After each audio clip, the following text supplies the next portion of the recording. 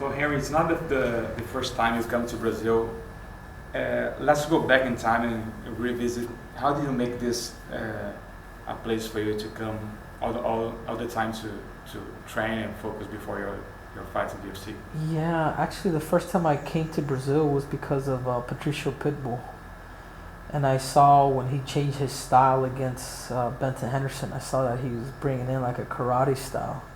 Even though he lost the fight, due to him breaking his shin, he was beating Benton Henderson at ease.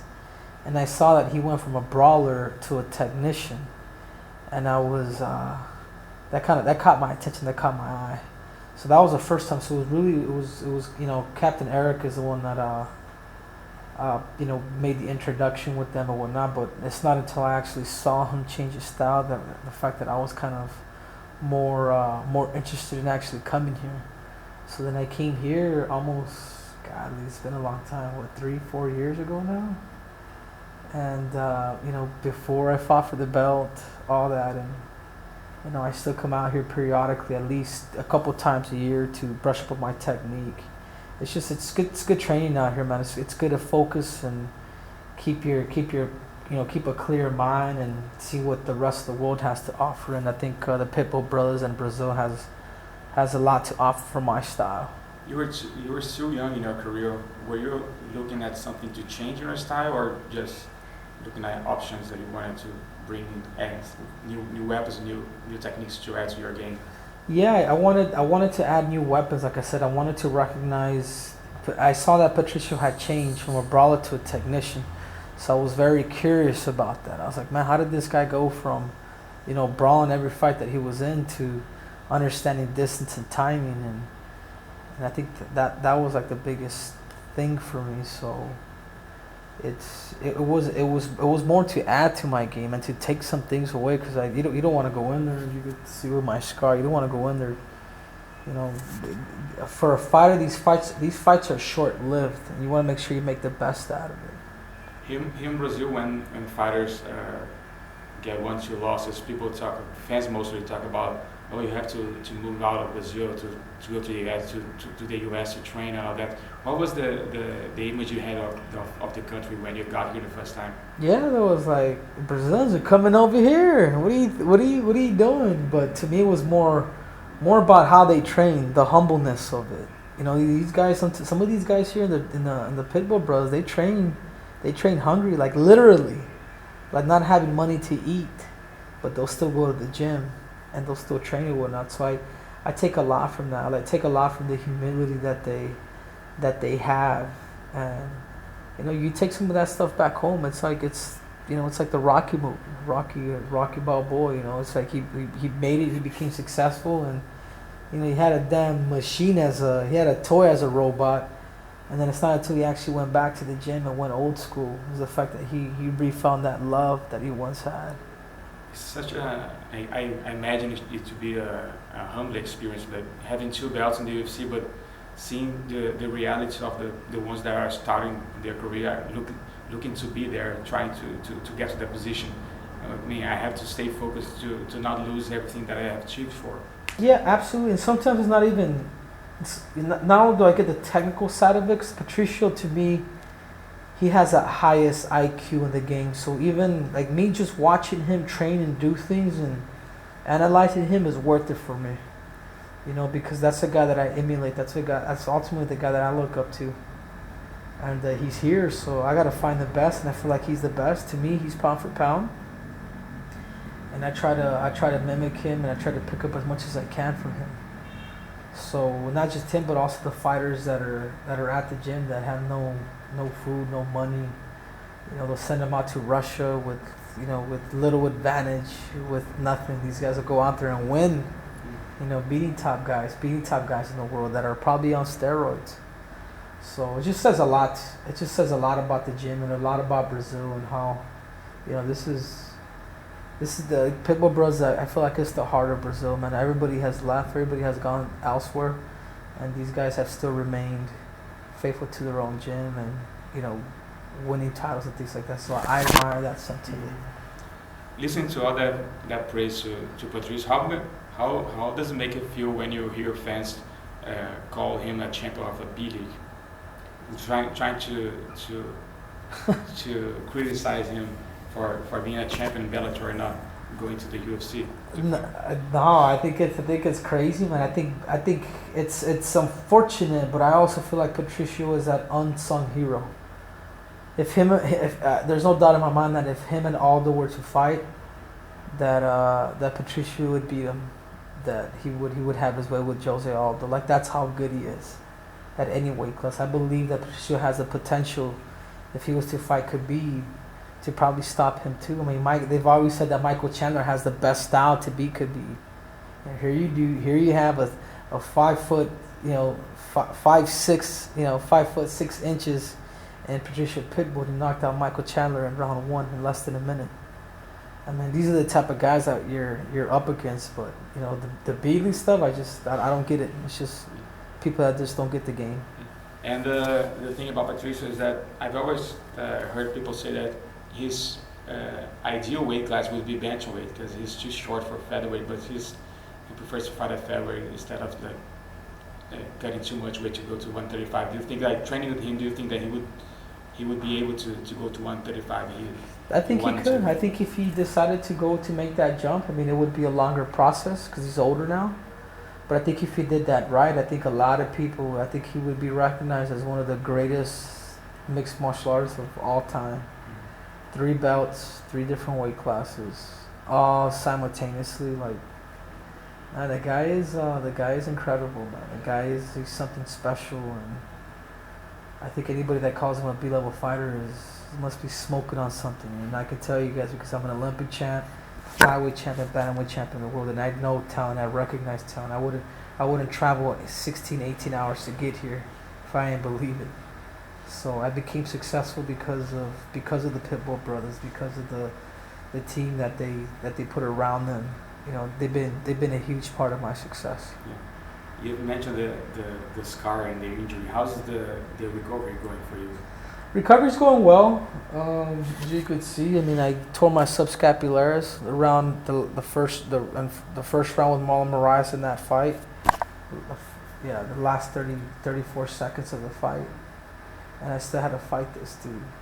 But the recovery's going good. I mean, I'm doing therapy. I have a guy out here in Brazil that does it for me like every day, and day in and day out, twice a day. I mean, it's rigorous, man. It's almost being like in a training camp, is having your therapy done. So hopefully be back within. I want to fight sometime within March or April if my shoulder continues to keep feeling better. I saw you hitting pads in the gym today. Are you still from 1 to 10? How close are you to getting 100% again? I'm probably about a 9. Yeah. A 9. Like I'm there. I'm like already thinking about sparring. Like almost to that point. But it's like anything, man. I'm a hot commodity. I gotta make sure that I do everything right, not just let my pride or my ego take over, or anybody else's, but listen to the doctor's protocol.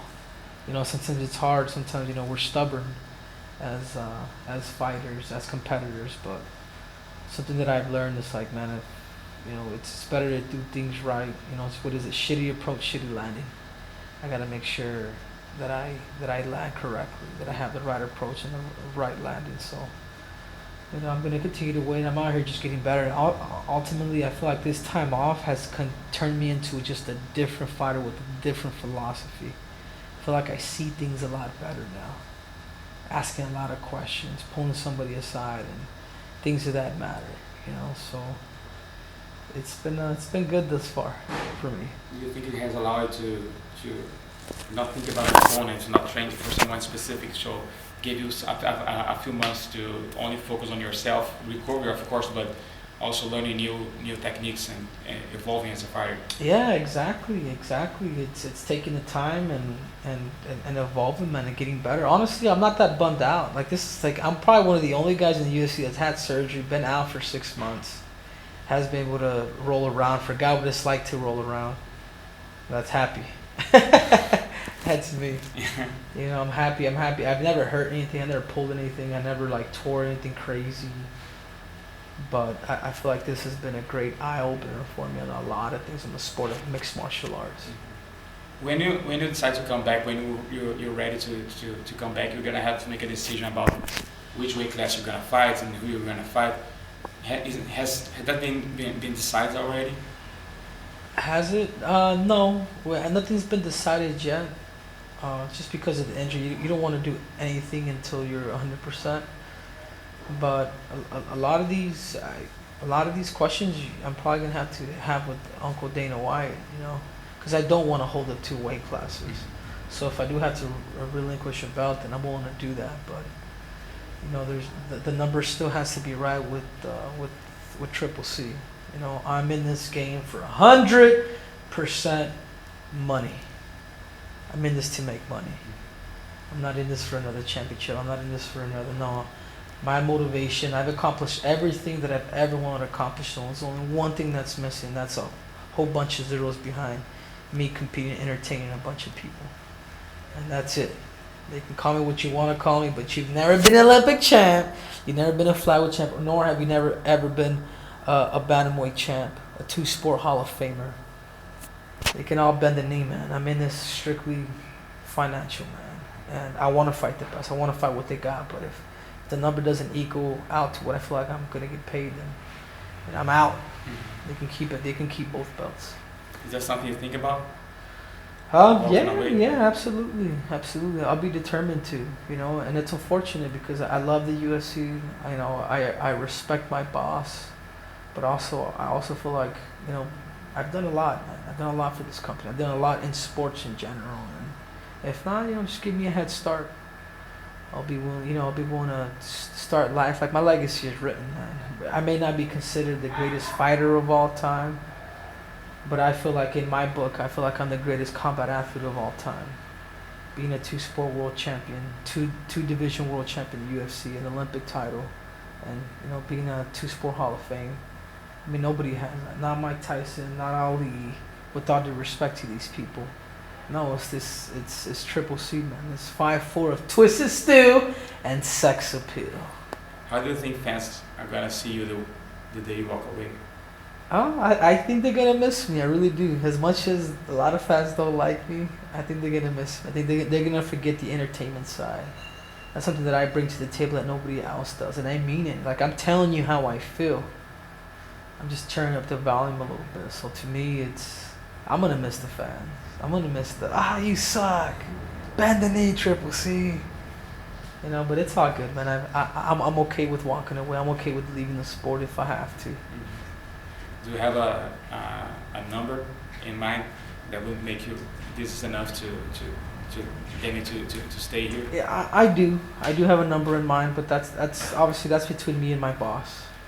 Like I said before, man, I respect Dana White. I respect what they've done for me, the organizations. I told them the exact same thing that I'm telling you. I told them. I'm very grateful for what they've done and everything. But this is a financial thing for me. And if we just can't come into terms, then best of luck for your both divisions, and a whole bunch of silver medalists and bronze medalists can fight for the belts. But I'm good, man. I'm a smart guy. I do public speaking. I want to get into real estate. I want to do a bunch of things. Like, my life just doesn't revolve just around fighting. It doesn't, man. Like, I want to do so many other things, man. There's a whole nother aspect of Triple C and Henry Cejudo. Do you think the money fights are at 125 or 135?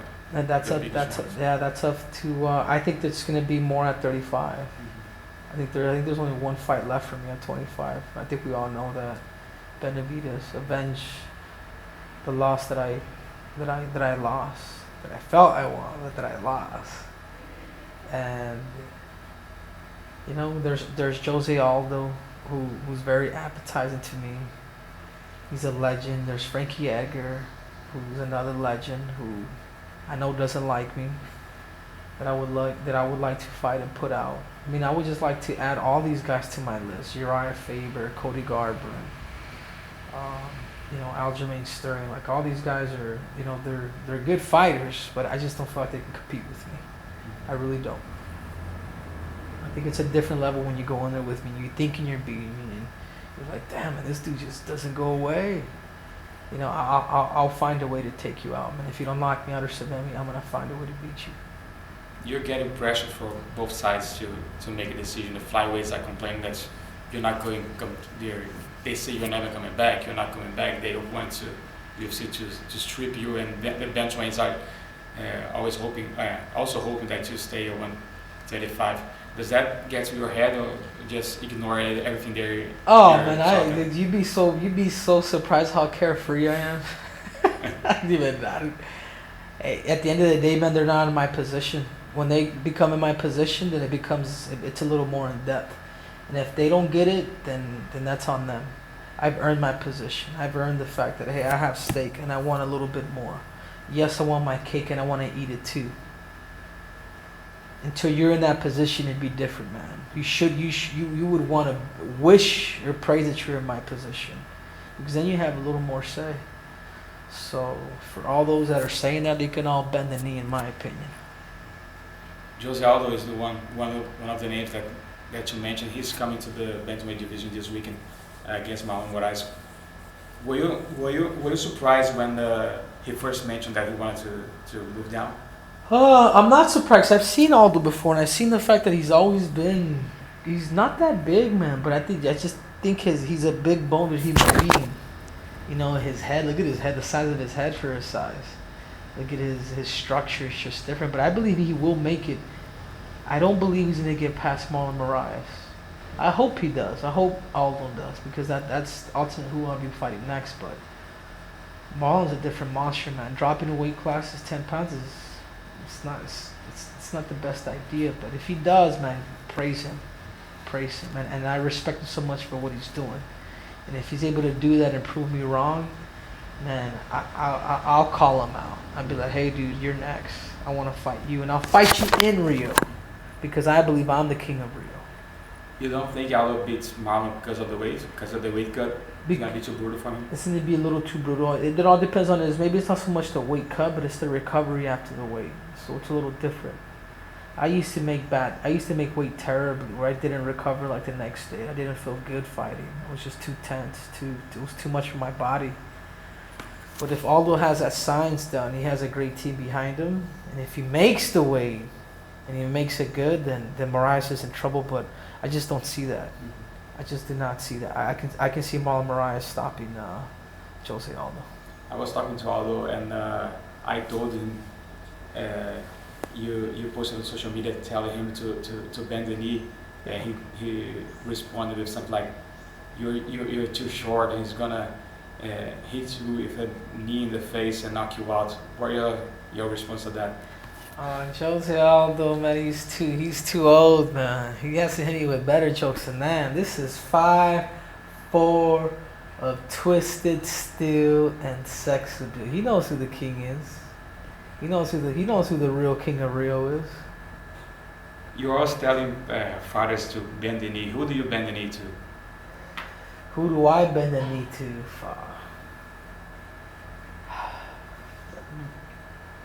Nobody.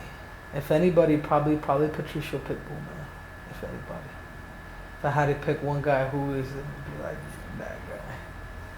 That guy. That's the reason why I'm here.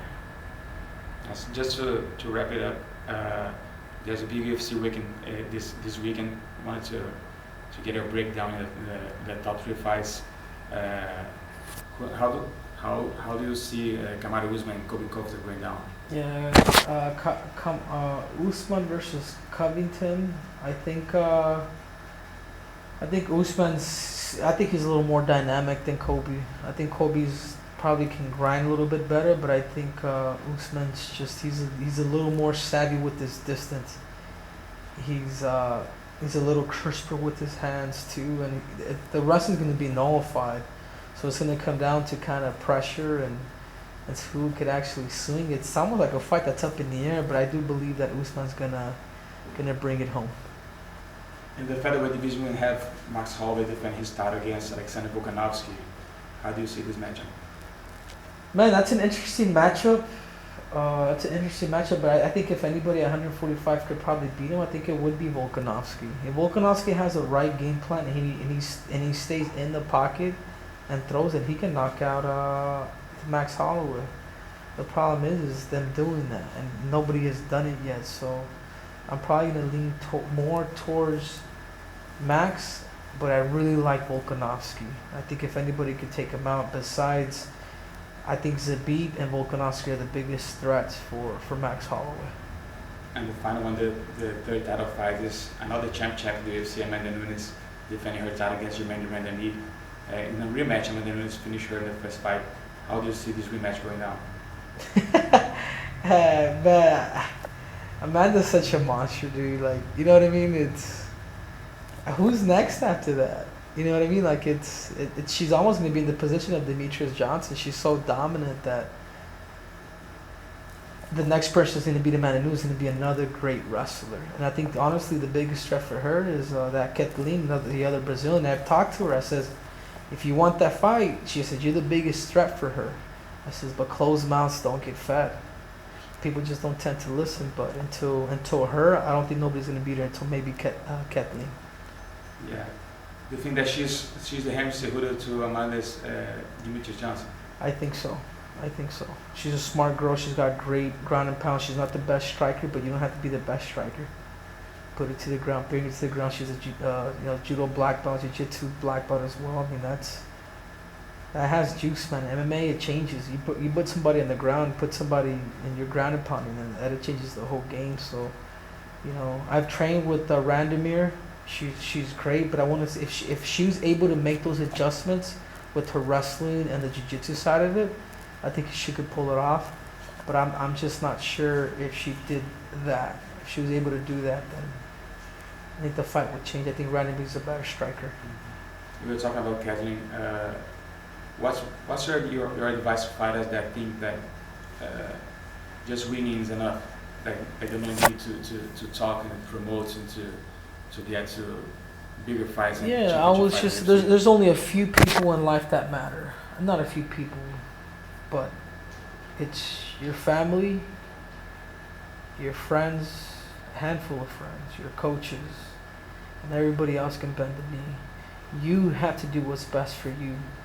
You guys think the UFC's a mixed martial arts company? Starting off a BMF belt, putting a whole spectacle. We're in the entertainment business. If you don't talk, then I don't know what to tell you, man. You gotta sell the fights, man. You gotta let people know who you are. You gotta back it up with your fighting. So being humble and all that stuff, I tried that route. I tried being that Olympian, that clean cut guy, and I noticed that I wasn't being shown the respect that I deserved. It's not until now. It's not until I became the bad boy, whipping out snakes, whipping out rabbits out the hat, and then demonstrating people what I can do with my fist, hands, and knees. That's what changed. So if you guys want to make it to the top in the entertainment business, the UFC, then this is what you have to do. If not, man, continue making the same crummy money that you're making.